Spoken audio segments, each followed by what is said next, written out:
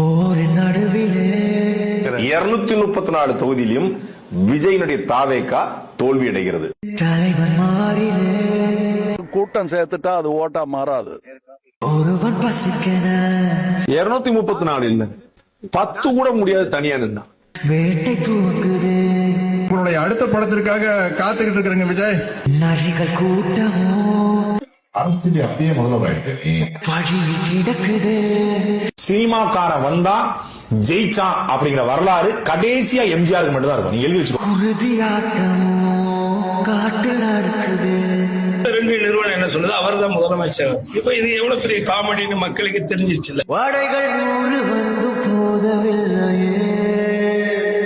உன் பேரையே முழுசா உன்னால சொல்ல முடியாது. சொன்னா பாதி பேர் ஓட்டு போட மாட்டான். சி ஜோசப் விஜய் எனும் நான்